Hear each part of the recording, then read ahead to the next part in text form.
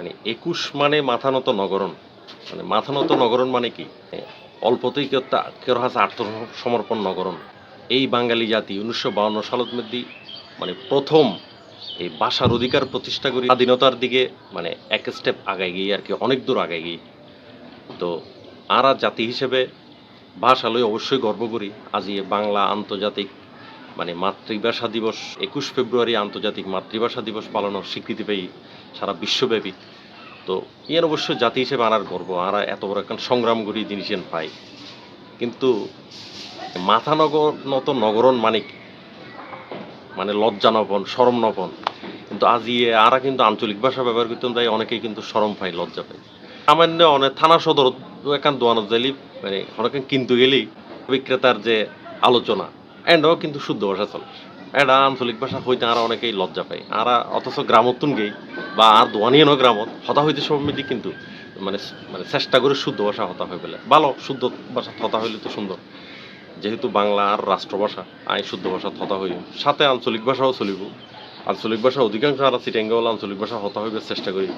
কিন্তু অধিকাংশ ক্ষেত্রে এখন দেখা যাচ্ছে এখনকার মা বাবা কল বাচ্চাগুলোরা ছোটোর তরিতে মানে চেষ্টা করে শুদ্ধ ভাষা থতা শিখে ফেলে।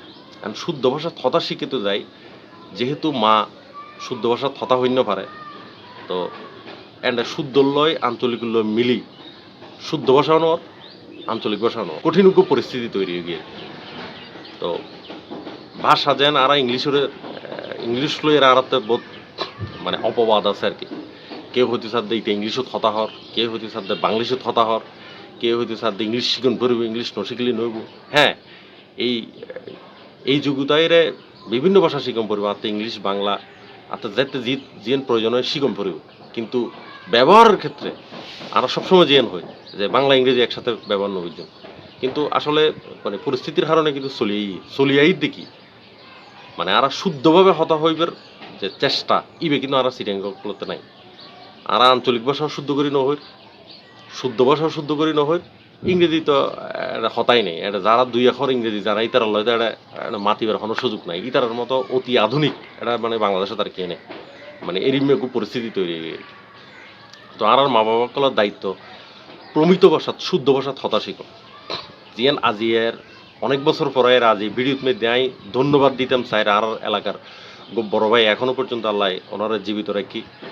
তো সাবেক চেয়ারম্যান জনাব সাইফুল হক চৌধুরী লাবলু ভাই এই লাবলু ভাইয়ের বক্তব্য আমি ছোট ইলেকশন সম্বন্ধে লাবলু ভাইয়ের বক্তব্য শুনতাম তারা প্রমিত ভাষার বক্তব্য একাধারে আঞ্চলিক ভাষার বক্তব্য মানে অনলবর্ষী বক্তা যারা হয় আর কি।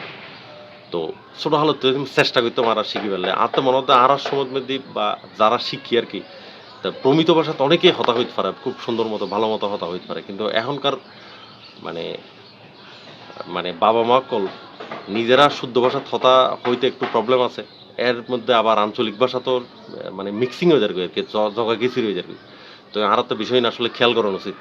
তো যদিও বা আরটাও সমস্যা আছে সমস্যা বলতে আর সিটেঙ্গল ব্যাগের তো সমস্যা আছে আর তো সিটেঙ্গের টোন আছে। তো আর টনি বেড়ে সর্বোচ্চ কম সংখ্যক ব্যবহার করি আর শুদ্ধ ভাষা থতা হইবার চেষ্টা করছি। সাথে আর যে আঞ্চলিক ভাষা থতা হইম টোটালি আর আঞ্চলিক ভাষা থতা হইম। তো সর্বস্তরে যেন বাংলা ভাষার প্রচলন হইব আর সিটেঙ্গলের ভিতরে সর্বস্তরে আঞ্চলিক ভাষার প্রচলন হইব। তো ইয়ান তারা ব্যাগুরে চাই বিশেষত সি প্লাস টিভির আলমগীর অপু ভাইয়েরও আবারও ধন্যবাদ।